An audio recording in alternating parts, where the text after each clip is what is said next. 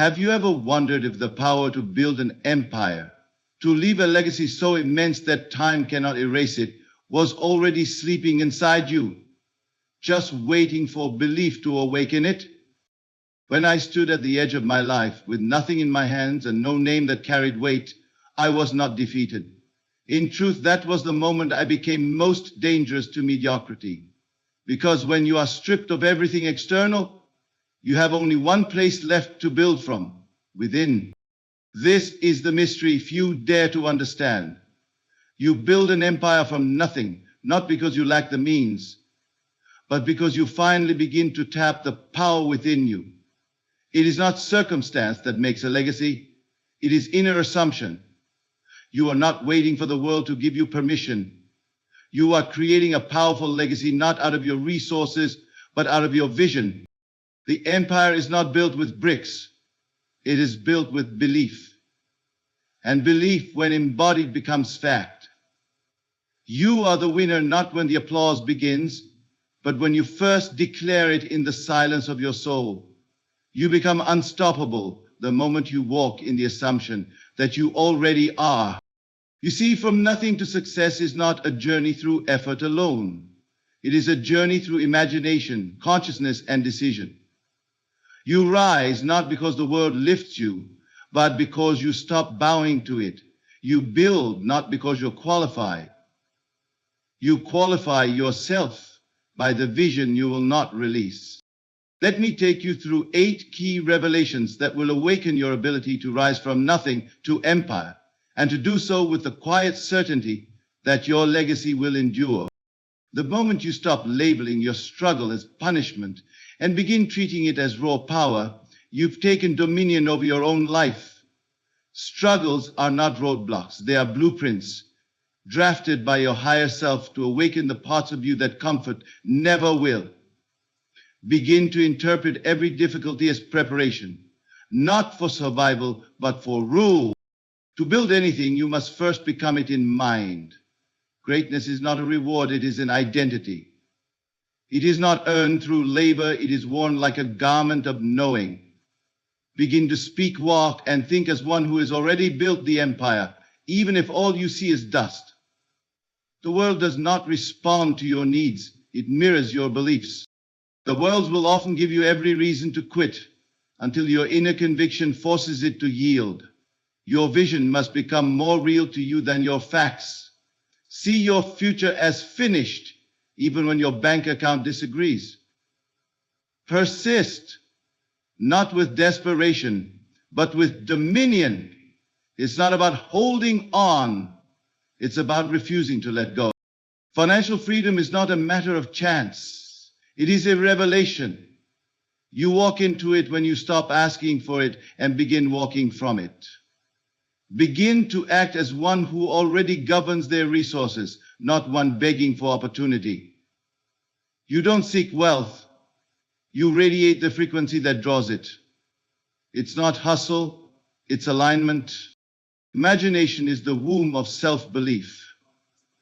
You do not have to build belief by evidence. You must imagine yourself into it. Imagine yourself standing where you dream to be. Feel what it means to have already conquered. Let that emotion flood your being until doubt dissolves. This is not visualization, it is creation. The empire cannot be built by the same self that sat in fear. You must die to that version daily. Assume a new identity, not through performance, but by inner declaration. The one who wins is not someone else. It is you, but awaken. Begin to say, I am the ruler. I am the creator. My legacy begins now. You are not subject to circumstances. You are the cause of them. Begin to speak to mountains, not as obstacles, but as obedient instruments of your purpose. The winner is not one without challenge. It is one who commands reality through inner dominion. You rise above, not because you're strong, but because you're conscious. Your legacy will not be measured by what you leave in your will, but by the spiritual momentum you ignite in those who come after you.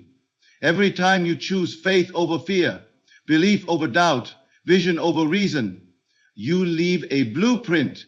Assume the feeling of already being the ancestor of an empire. Feel it now, own it now. Struggle in its rawest form is not your enemy. It is your silent invitation to ascend. What the world calls suffering, the awakened soul calls shaping. You do not encounter resistance by accident. You draw it forth by the very magnitude of your unseen destiny. The weight you carry now is not meant to crush you. It is crafted to carve something eternal from within you. The moment you see this, the moment you interpret your pain as purposeful, you step into the realm of creative power. You cannot build an empire from comfort, because comfort asks nothing of you. It lets you drift. It asks no questions. It allows your potential to sleep undisturbed. But struggle is different. Struggle is divine fire. It exposes what is dormant and forces the unseen into visibility. You have been trained to fear it, to avoid it, to escape from it. But in truth, every moment of challenge is rich with the potential to shape you into a new man or woman, if you do not retreat into despair. The key is how you interpret what is happening. It is never the event that defeats you. It is the meaning you assign to it. Struggle is only pain when it is misunderstood. But when it is understood as process, as construction, it becomes a blessing in disguise. The very situations you call hardship are coated with opportunity. Opportunity to develop inner power that could not be born in the absence of resistance. Just as the sculptor chisels away the unnecessary stone to reveal the form, so your trials chisel away your limitations to reveal your divine identity. You must begin to see each difficulty as a question from life itself. Are you ready to rule? Are you ready to carry more? Are you prepared to stand alone in faith when nothing supports you? These are not punishments. These are promotions in disguise. If you interpret them as rejections, you will forfeit the crown. But if you meet them with inner certainty, knowing that the stronger the resistance, the greater the revelation, you will rise into your kingdom. Do not expect the path to your legacy to be gentle. The road from nothing to empire is lined with contradiction. Contradiction designed to test the firmness of your inner state. You say you believe. Very well, now the outer world will seem to oppose you. Not to destroy you, but to prove whether your belief is real or merely rehearsed. The furnace does not harm the gold. It only removes the dross. Your struggle is not trying to end you. It is trying to extract from you the weight of authority you asked for in secret. What you suffer today, you imagined yesterday, perhaps not consciously, but deeply, subtly, in the assumptions you've carried about yourself. If you saw yourself as small, the world mirrored smallness. If you assumed lack, the mirror showed it. And if you now assume power, if you now live as one who cannot be shaken, then even your struggle will bend to serve you. That is how you turn it, not by force, but by perception. To transmute struggle into strength, you must learn to speak differently in the storm. You must say, this too is for my good. You must bless the contradiction, not curse it. You must look at your life, no matter how broken, and say, everything is serving the construction of my empire. That inner declaration becomes law. It does not matter what others see, it only matters what you assume. This is how you win before the victory appears. This is how you build legacy when no evidence supports you. You learn to feel strength where others feel fear. You learn to walk calmly in chaos because you know, I have imagined this and I can imagine something greater. You do not need rescue, you need revelation. You need the eyes to see that even your most painful experience is a seed, and if you water it with awareness, with new assumption, with faithful vision, it will grow into the very structure that carries your empire. Let the world misunderstand you. Let the storm rage. Let the delay stretch you. All these things are servants in disguise.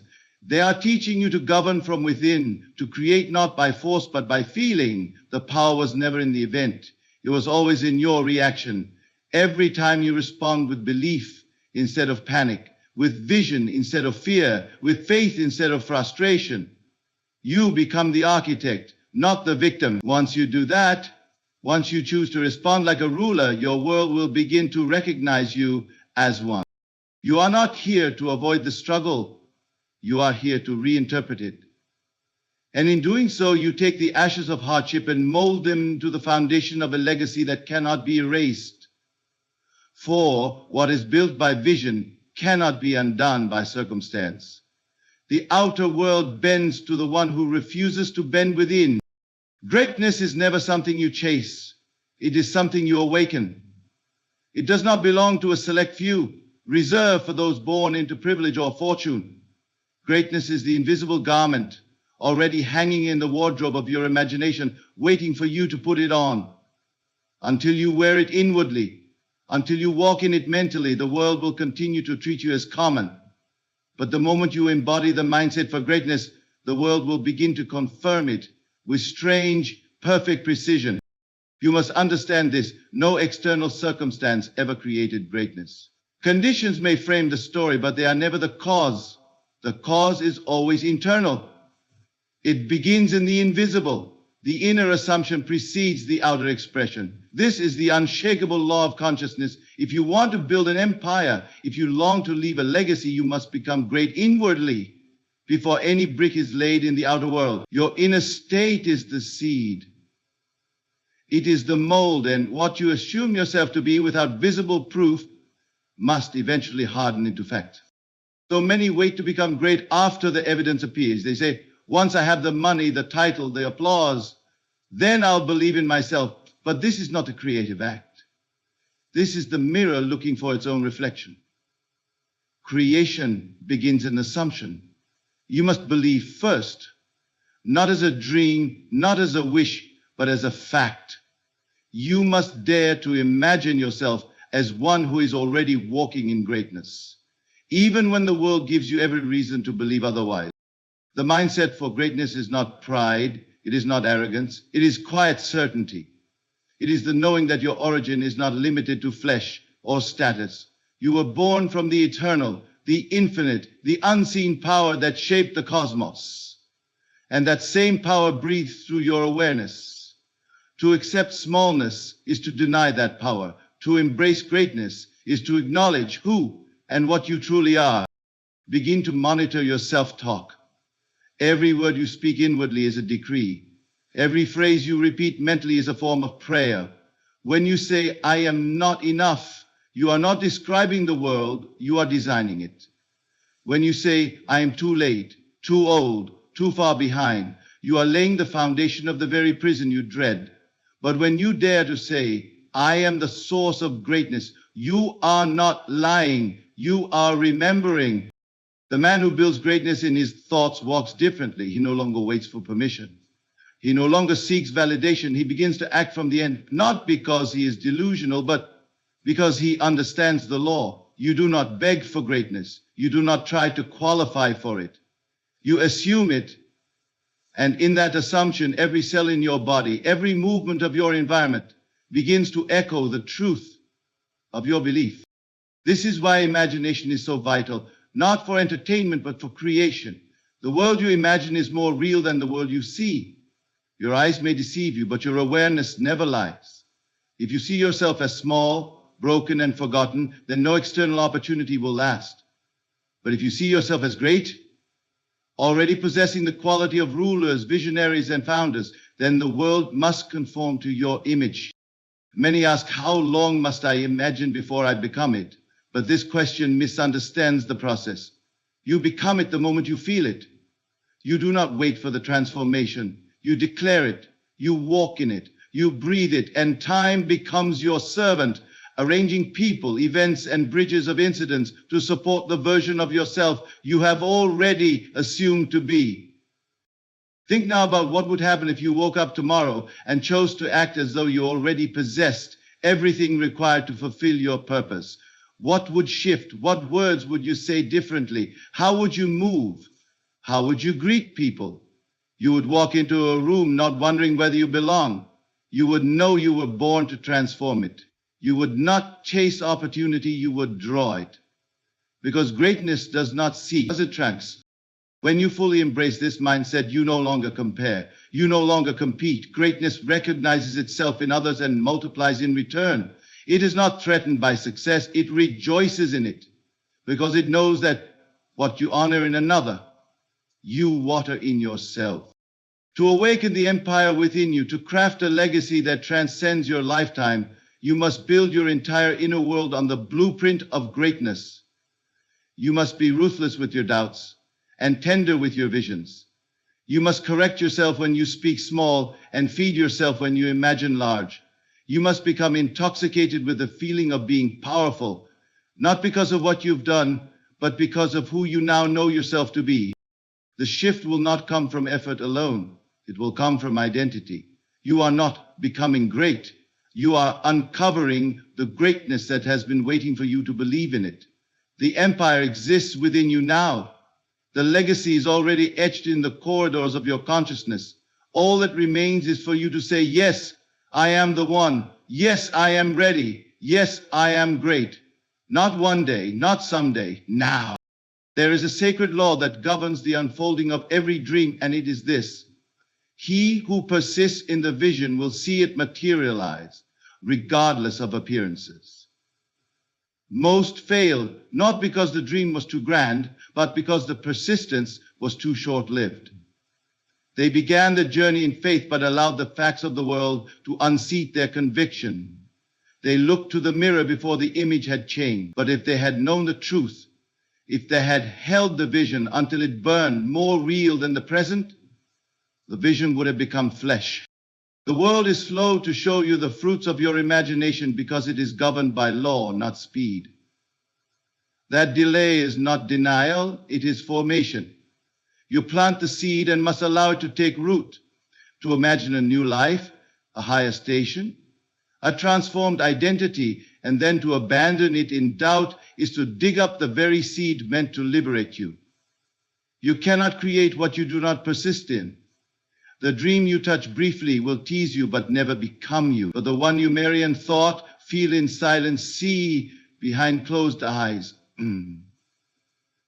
This dream must obey you. To persist is not merely to repeat, it is to inhabit. It is to carry the feeling of your fulfilled desire long after the world has given you nothing to confirm it. It is to act in alignment with your assumption, to speak from the end rather than about it, to walk in the energy of already being, already having, already becoming. This persistence is not effort. It is surrender. You surrender not to the world, but to the inner knowing that your imagination is the only cause. The world will tempt you to release your vision.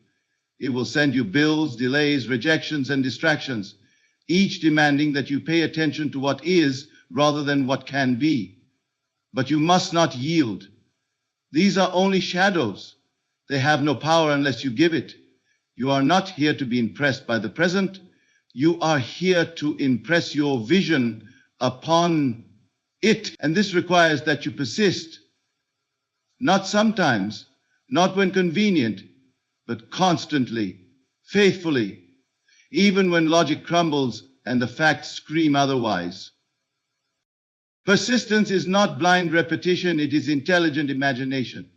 It is not asking over and over, it is assuming once and living from it until the world agrees. It is the refusal to negotiate with your senses when your spirit has spoken. You do not ask for confirmation, you give it to yourself. You decide the end and you walk in it, internally first and then externally, without compromise. This is the secret power of the winner. He sees what no one else can, and more importantly, he refuses to stop seeing it. He knows that his inner state is creating future facts, and so he persists in the image even while the outer world looks unchanged. His silence is louder than doubt, his belief more firm than delay, his vision so clear that the fog of reality cannot dim it. The world calls him unrealistic, but time will call him prophetic. You must train yourself to feel the result before it is visible. You must learn to visit your future so often that it becomes more familiar than your present.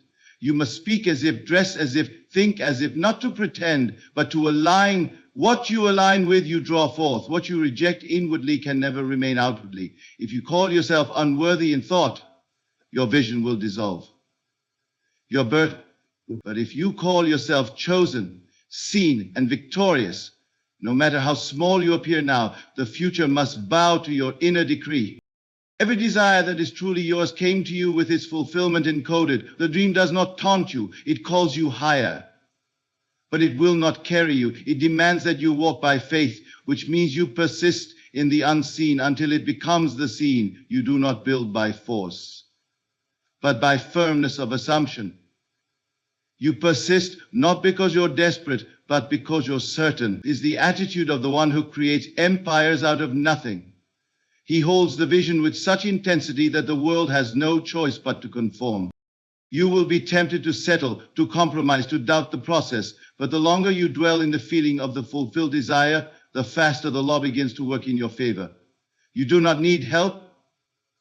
You need conviction. And conviction is not loud, it is quiet and immovable. It is the man who closes his eyes in the face of contradiction and still sees the promise. That man is dangerous to failure. That man cannot be stopped.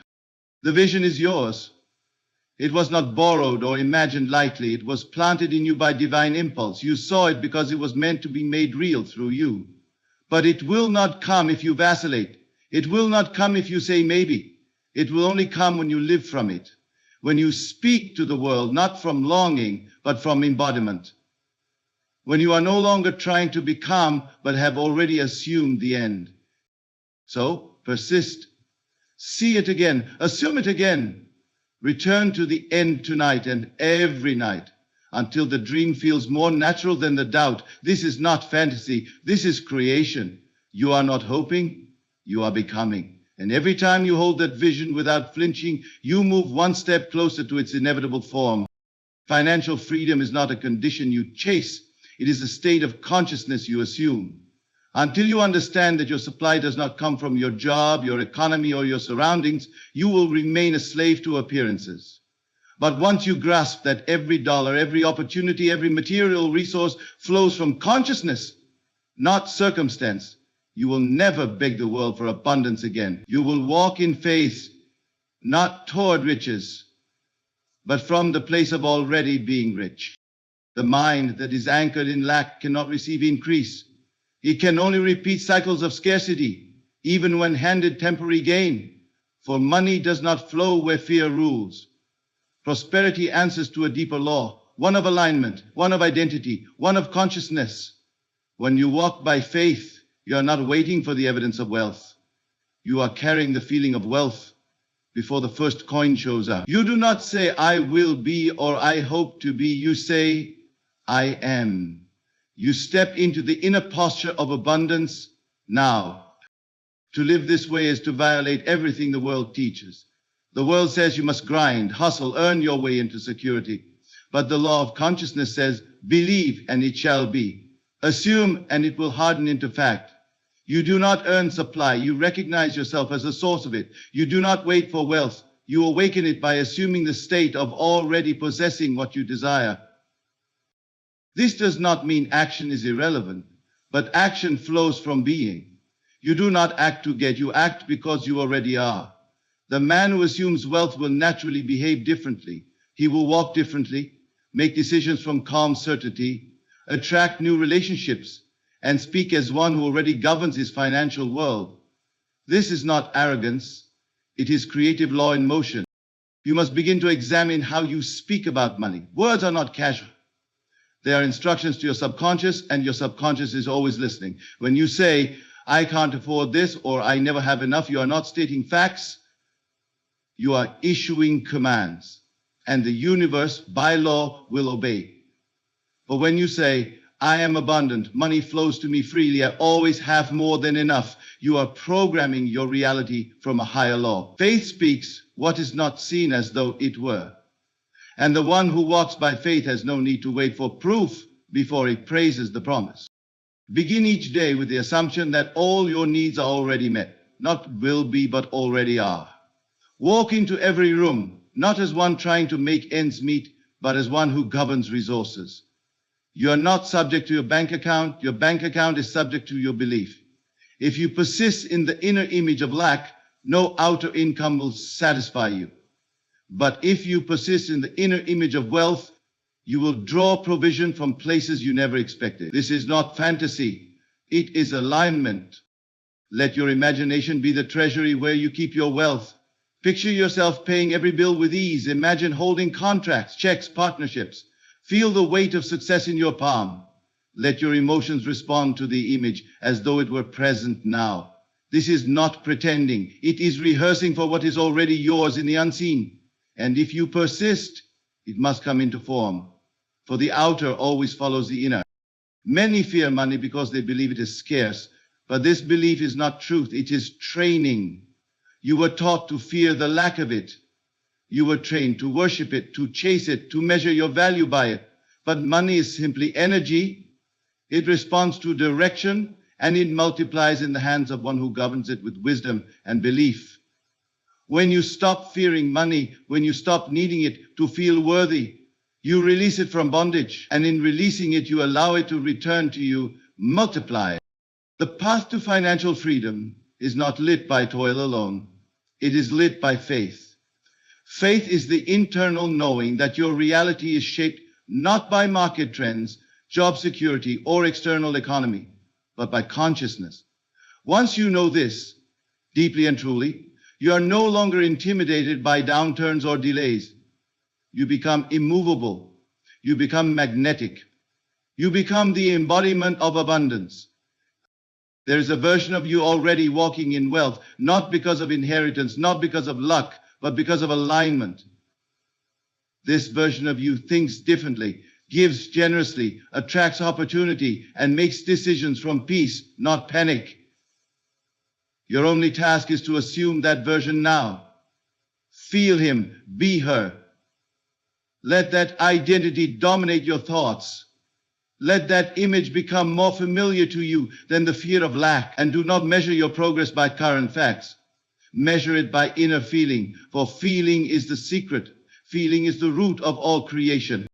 What you assume as true will eventually appear, even if every current condition opposes it. That is the law. The world may call it foolish, but faith is not concerned with approval. It is concerned with results. And the one who walks by faith towards financial freedom will find himself surrounded by everything he once imagined, as though it had always been so. The key to transforming your entire life is hidden in the quiet chambers of your imagination. If you truly understood what imagination is, what it really is, you would never again underestimate your own power. You would begin to see it not as a tool of fantasy, but as the divine workshop of reality. What you imagine, and more importantly, what you feel while imagining, becomes the substance of your world. This is not poetry, it is law. And to unlock true self-belief, you must go within, not to analyze yourself, but to assume the version of you that already exists in wholeness, in power, in destiny. Every external breakthrough begins as an internal image.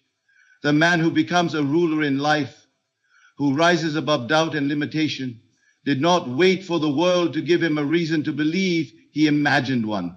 And in that private moment, in the solitude of his inner vision, something shifted. He became. Long before the title, long before the wealth, long before the legacy appeared, he believed. But that belief did not come from evidence. It came from imagination, from seeing himself as already victorious. When you sit quietly and close your eyes, you are standing at the doorway of creation. What you choose to see inwardly will eventually confront you outwardly, but it must be consistent. You cannot imagine one thing and feel another. If you visualize success but feel unworthy, the conflict will cancel your creation. But if you both imagine and feel the fulfillment of your desire, the path will begin to form itself. Events will shift. People will move, circumstances will align, not by magic, but by the magnetic force of consciousness. You must dare to imagine yourself in ways your current reality cannot yet validate. You must walk into rooms mentally before you arrive physically. Speak with the confidence of the person you desire to be. Picture your success as vividly as your memories. Let the feeling of accomplishment saturate your being. For once the feeling becomes natural, the outer must comply. The imagination is not a theater for wishful thinking. It is the blueprint of manifestation. Most people try to fix their self-worth by changing their surroundings. They want better relationships, more money, more status, thinking that these things will finally allow them to feel confident. But that is an illusion. If you do not believe in yourself first, no amount of validation from the world will sustain you. You may have moments of joy, but they will crumble under pressure. You may gain recognition, but feel like an imposter. True self-belief is not born from applause. It is born from imagination, from the quiet decision to see yourself differently. You have likely carried images of failure, of rejection, of insufficiency within you for years, not because they are true, but because they were impressed upon you by the world, by family, by experience. But those images can be replaced. That is the miracle of imagination. You are not bound by your past. You are not limited by memory. You can rewrite your internal script at will. And the moment you do, the world will follow.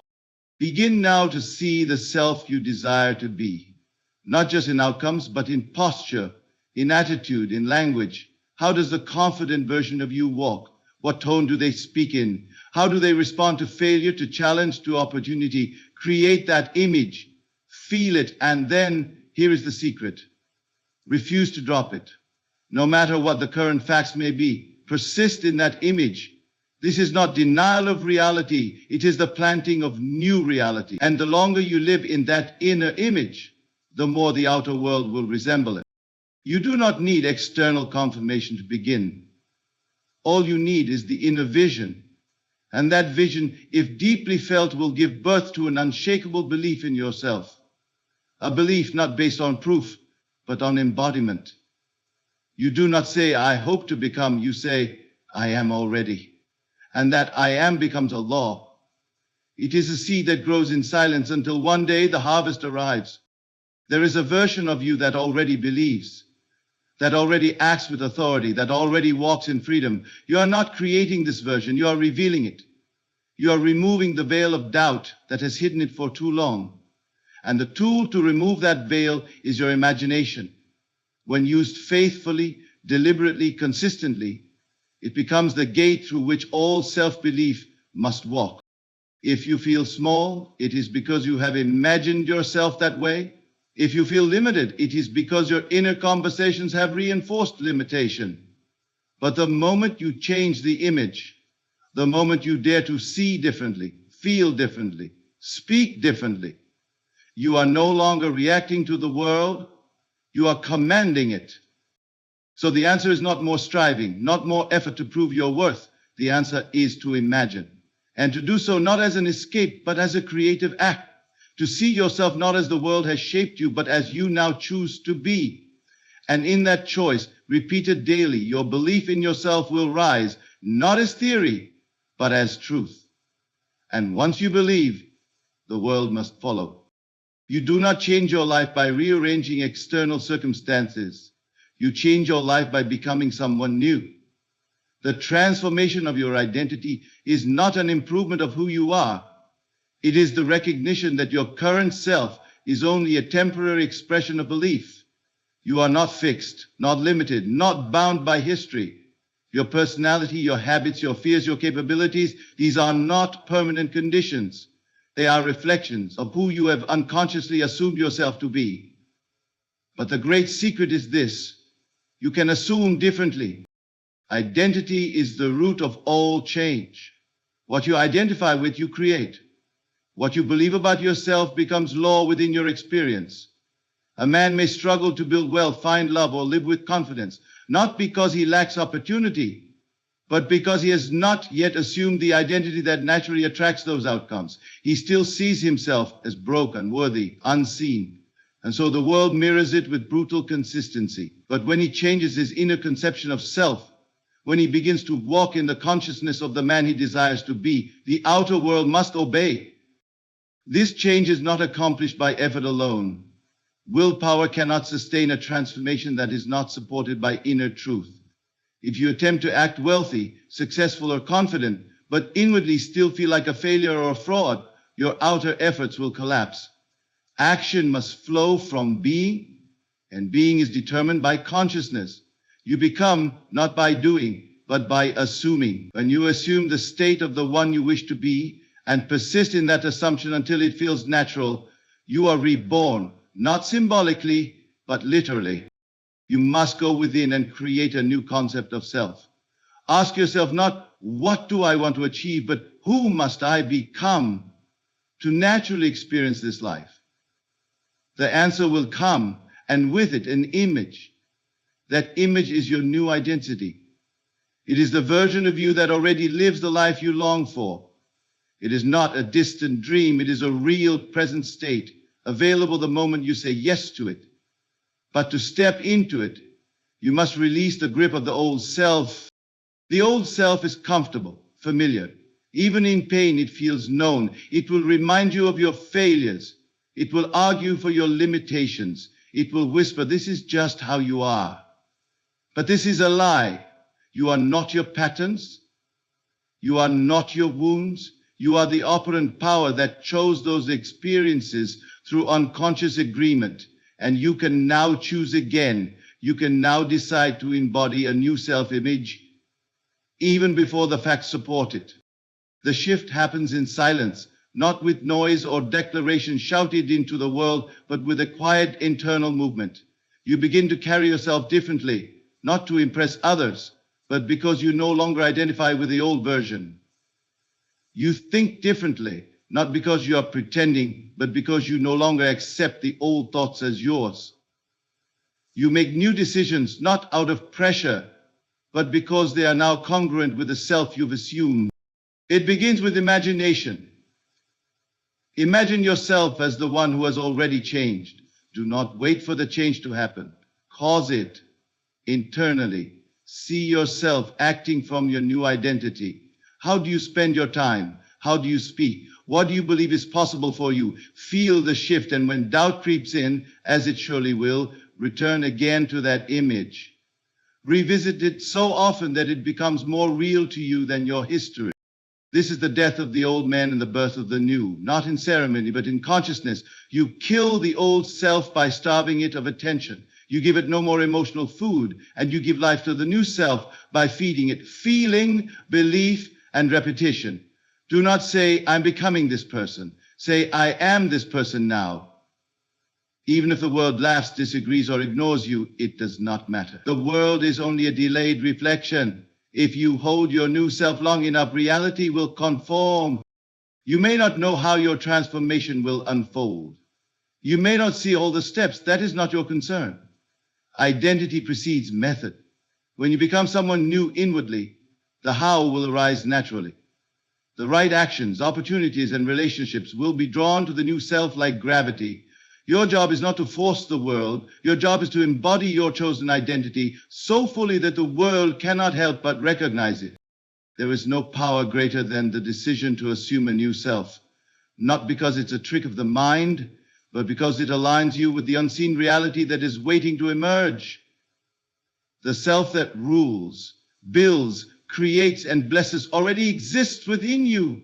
You do not need to fabricate him or her. You only need to reveal it by stepping into the consciousness where that self is alive. What you see in your imagination is not fantasy, it is invitation. What you feel when you assume the state of greatness is not delusion, it is alignment. And the moment you accept this new self, even if the facts remain the same, you have already changed your world. The evidence will follow. The world has no choice. It must reflect the image held persistently in the mirror of your consciousness.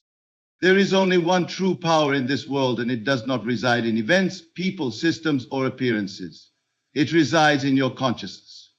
The one who understands this does not live as a victim, regardless of circumstance. He rises above every challenge, not by fighting it externally, but by assuming dominion internally. Inner dominion is not arrogance.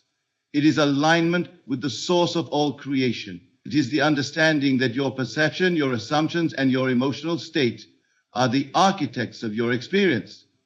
When you master your inner world, you do not need to beg the outer one to change. It must respond to you. Most people live in reaction. They move through life as if being pushed by invisible forces, economic shifts, relationship breakdowns, health concerns, political decisions. They bow to the visible and call it truth. They measure their faith by what their eyes can see, and when the facts oppose them, they feel defeated. But this is not power. This is surrender to illusion. To rise above the challenge, you must learn to see the challenge not as an enemy, but as the shadow of your own consciousness, an echo of a former state, now ready to be dismissed. You rise not by resisting circumstances, but by withdrawing your belief in their finality. The situation that troubles you is not permanent. It is not stronger than you. It has no authority other than the one you give it. But if you continue to speak about it, fear it, wrestle with it in your mind, you prolong its life. Instead, you must assume a new position in consciousness, one where the challenge is already resolved, already under your feet, already powerless. You do not do this through denial. You do it through assumption. Inner dominion begins with decision. You must decide that nothing has power over your inner state. Not delay, not rejection, not failure, not fear. The moment you decide that your feeling is sacred, that your assumption is law, you begin to walk in dominion. This is not about ignoring the facts. It is about interpreting them from a higher altitude. From this place, every problem becomes a servant of your evolution. Every contradiction becomes fuel. You are not punished by the challenge. You are promoted through it. But only if you do not flinch. The one who has mastered inner dominion does not need to react. He remains still while the world trembles. He does not pray from panic or beg for relief. He assumes the solution and dwells in it until it takes form. This stillness is not passivity, it is power. It is the refusal to surrender vision to circumstance. He sees beyond the surface, and in doing so, he shapes the surface. You must learn to speak from the place of victory, not of it, not toward it, but from it. When faced with challenge, affirm silently, this too is under my feet, this too will bow. Let that be your atmosphere. Do not tell others how hard it is. Do not rehearse the problem in your mind. Instead, rehearse the end. See yourself having already risen. Hear the words of congratulations. Feel the gratitude of having overcome. Let that image become more alive to you than the problem itself. This is how you rise, not by force, but by focus. It is not always easy. Challenges feel real because they are persistent, loud, emotionally charged. But remember, persistence does not equal truth. Just because the storm is strong does not mean it is sovereign. You are the cause, you are the center, and the storm, as intimidating as it may seem, is only responding to an old belief. Choose a new one, and the storm begins to lose power. It may not vanish overnight, but it cannot outlast the one who no longer energizes it. You must become conscious of your reactions. Every reaction is a revelation of who you still believe you are. If you react in fear, it means you still see yourself as vulnerable. If you react in anger, it means you still feel powerless. But when you begin to respond in silence, in peace, in still knowing, you reveal your dominion. You say to the world, I no longer match this frequency. And once you no longer match it, it can no longer stay. Dominion is not about domination. It is not about controlling others or proving strength. It is the quiet recognition that your inner world is the source of all creation. You no longer run from challenge. You walk through it with composure. You no longer ask, why is this happening to me? Instead, you ask, what state must I assume to render this powerless? That shift in question unlocks everything. It moves you from victim to creator, from problem to power. To live this way is to become unshakable. It is to dwell in the eye of the storm while others are swept away. It is not that challenges disappear. It is that they no longer define you. You define them. You place them in context. And the context is always this: I am not subject to this world. I am the one who shapes it. And because I have decided to assume a higher state, this too must pass. A legacy is not built with hands. It is shaped first in imagination and sustained through faithful assumption. What the world sees as inheritance, buildings, businesses, and material assets, are merely the echoes of a deeper reality. True legacy is not something you leave behind. It is something you project forward through the consciousness you embody now. When you assume a state consistently, when you live from a place of fulfillment rather than desire, you not only alter your present, You alter the futures of generations yet unborn. It begins with one man or woman who dares to believe, who dares to rise, not because they were given permission, but because they remembered who they are. The world is changed not by crowds, but by individuals who walk in the certainty of unseen realities. You build legacy the moment you take responsibility for your inner world and declare that your assumptions, not your circumstances, are the cause of your experience. This one revelation, when lived out faithfully, rewrites the destiny of your entire bloodline. The greatest gift you can give to those who come after you is not just wealth, but wisdom. Not just opportunity, but vision. And that vision must be born in your mind before it ever touches the ground. You must see yourself not only as one who succeeds, but as one who plants success into the foundation of future generations. What you assume as true of yourself now, what you imagine, embody, and believe with persistence, will ripple outward through your children, your community, and the world at large. To create a legacy, you must first become legacy in consciousness. You must begin to think generationally, not transactionally. The actions you take today matter, but the state from which you take them matters more. Are you working from fear or from faith? Are you acting from lack or from fulfillment? Are you imagining only survival, or are you assuming that your life carries the weight of divine assignment? These questions define the quality of the legacy you will create. The one who walks in faithful assumption understands that he is never just creating for himself. Every time you assume success where there is failure, every time you respond with gratitude where others would curse, every time you speak vision when facts deny it, you carve new grooves in the collective mind of your lineage. Your example becomes the standard. Your belief becomes the atmosphere. Your inner transformation becomes a new normal for those who follow. This is not abstract, this is law. Just as fear is contagious, so is faith. Just as poverty of mind passes from generation to generation, so can abundance of spirit. You do not need to speak it with words. Your state speaks louder than your sentences. You do not need to convince others of your transformation. They will feel it, and when they feel it, they will begin to believe that something greater is also possible for them. This is legacy. It is not what you force. It is what you embody. You must also understand that legacy is not limited by time. The assumption you make today may not bloom fully in your lifetime, but that does not mean it is wasted. You are planting seeds in unseen soil. Your grandchildren may walk through doors you opened with invisible hands. Your great-great-grandchildren may be born into opportunities that were impossible before. You alter the state of consciousness in your family line. This is sacred work. And it begins with one assumption. I am the turning point. The power of assumption is not just personal. It is eternal.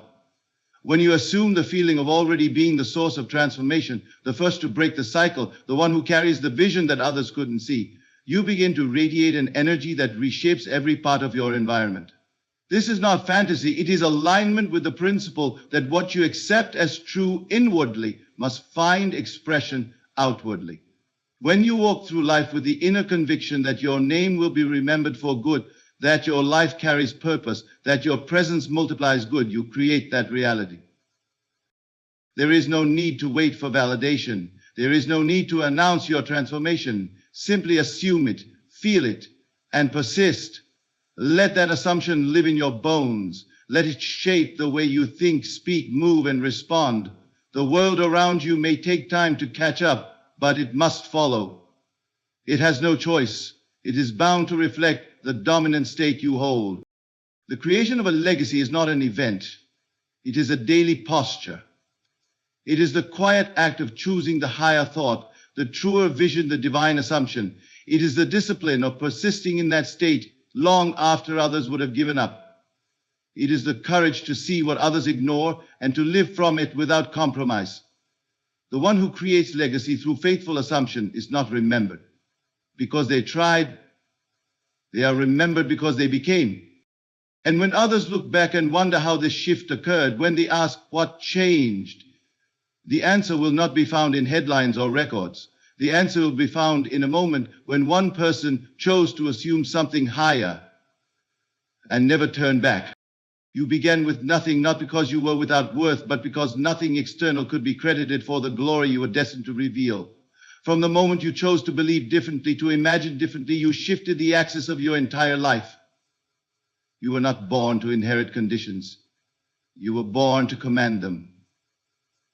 The empire is not ahead of you, it is within you. The moment you assumed greatness, when no echo responded, you stepped into your true dominion. The moment you persisted in your vision, while all evidence opposed it, you became ruler of your world. Every challenge came to reveal your mastery.